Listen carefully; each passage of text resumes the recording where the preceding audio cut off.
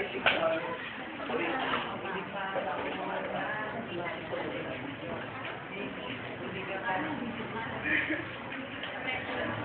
magandang umaga sa inyong lahat. Sa inyong lahat. Narito ako ngayon sa inyong harapan upang magbigay ng kaunting impormasyon hinggil sa isa na namang kababahala at lubos na nakapapaminsyalang sakit na kung tawagin ay necrotizing fasciitis. Alam naman natin sa panahon ngayon na nagdipa na ang saring-saring sakit tulad ng trangkaso, pulmonya, cancer, at kung ano-ano pang sakit. Ang necrotizing fasciitis na ito ay isang uri ng infeksyon na unti-unting sumisira at nagpapabulok sa laman ng tao.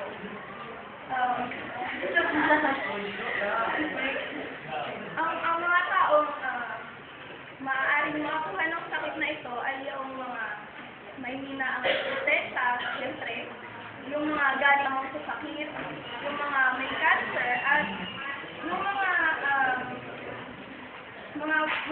walang ingat sa kanilang mga gawain sa pang-araw-araw. Maaari mo namang malaman kung meron kang necrotizing fasciitis.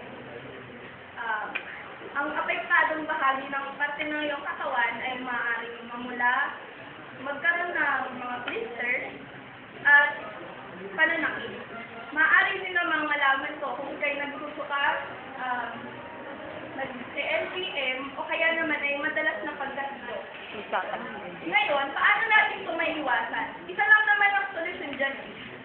Kalinisan, siyempre. Kalinisan, hindi lamang sa iyong katawan, ngunit pati na rin sa kapaligiran. At ang pangalawa naman ay ang disiplina.